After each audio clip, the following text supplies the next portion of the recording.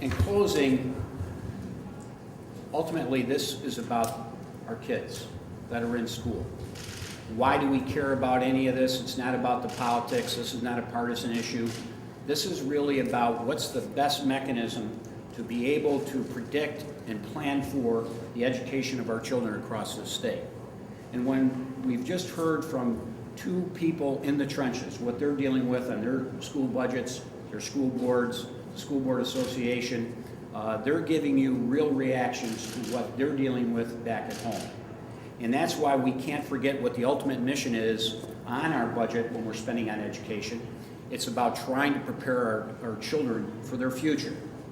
And to be holding hostage school aid runs just from a planning purposes for the school boards and school superintendents, to me is unconscionable. There's no good reason to do that. It is a planning tool. We have a responsibility as elected officials and the governor to release as much information, to be as transparent as entirely possible in terms of what his intent is by district, per district, in his executive budget.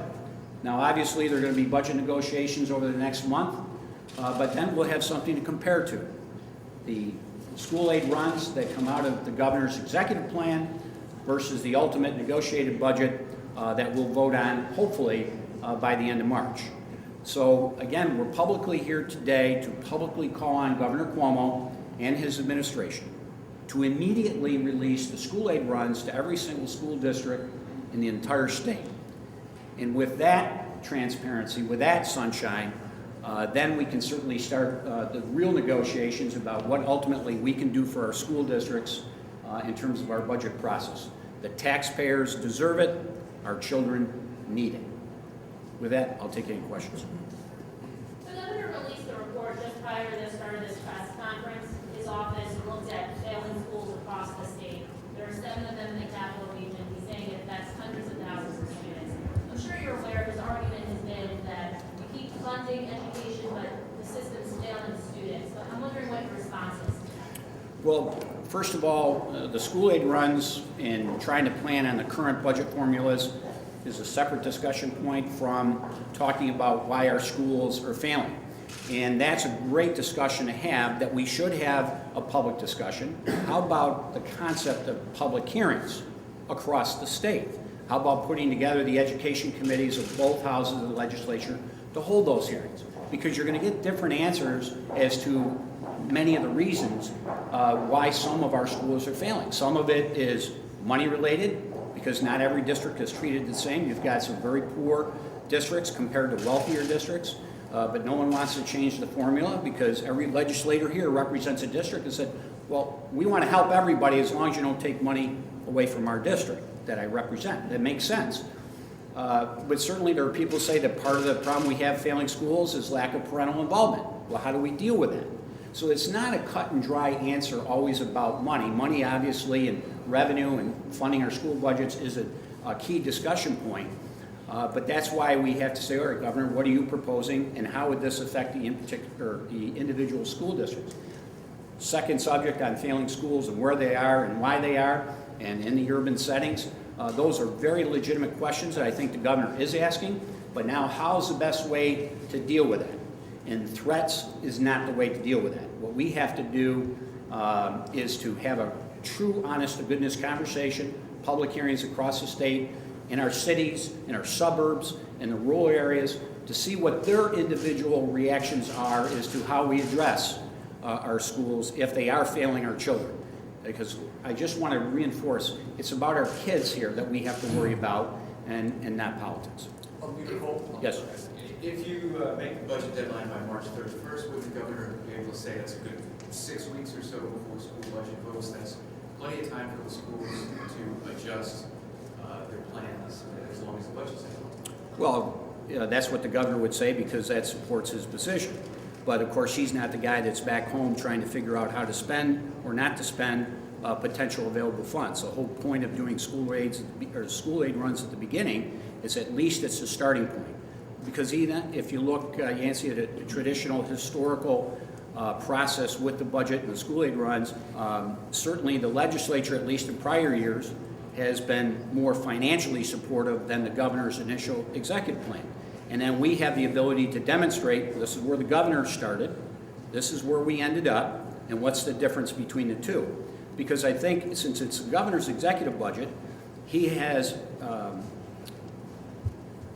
responsibility to tell all of the school districts where he's coming from on an individual district basis. And that's the point, because it's his budget, his executive proposal. Then what does his executive proposal do to each and every school district if it were to be enacted in law, which is always possible.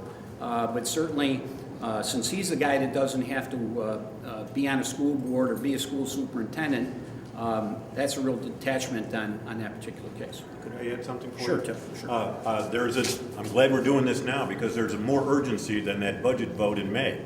We have to put forward our anticipated tax levy for the state to approve by March 1. That's this Sunday. We have to have put forward what we believe to be the spending plan for discussion among our taxpayers in late April, mid-April. We then have to have a series of notices and hearings throughout April and May before that budget vote. So there's a process that has to take place. These are multi-million-dollar budgets, and to be putting these together with 1 or 2 weeks or 3 weeks to work on is impossible. Well, what are school boards doing then to meet that mark? I mean, what are they going to do in March 1 in terms of what kind of... Well, as I mentioned, I think many of them are anticipating a state aid amount of anywhere from 0%. The governor would say, think 1.7%. That was his advice. You start doing that, and you have to return to your taxpayers for that type of money, not knowing what you're going to get from the state. I would suggest to you they're going to put in very flat budgets, which, with costs going up, are likely going to mean that programs are going to be cut and people are going to be laid off. This has become very chaotic without that revenue figure. When would the layoff notices have to go to teachers? That's up to I don't want to overdo this, but there's a collective bargaining agreement in every school district that probably addresses that. And in some districts, those layoff notices, preliminary as they may be, are going out now, whereby saying, if certain things don't come into play, you might not have a job in September. We hope to get you back here, but we might not be able to guarantee that. A different topic.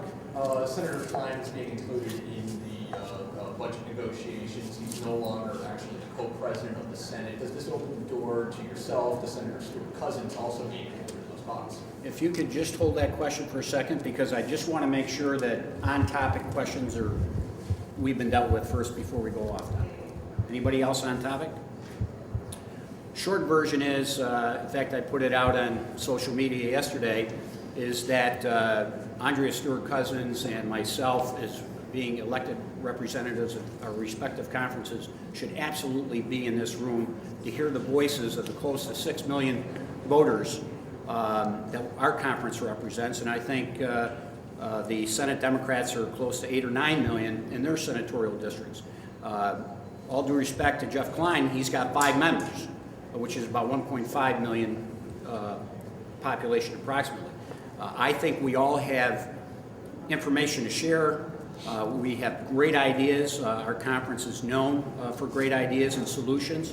And I think it's a must that we are all being inclusive in terms of participation with the governor. And this is not something new that I've been talking about, Nick. It's been something we've been talking about for quite some time, that why are you disenfranchising millions of New Yorkers based on party politics and majority versus minority?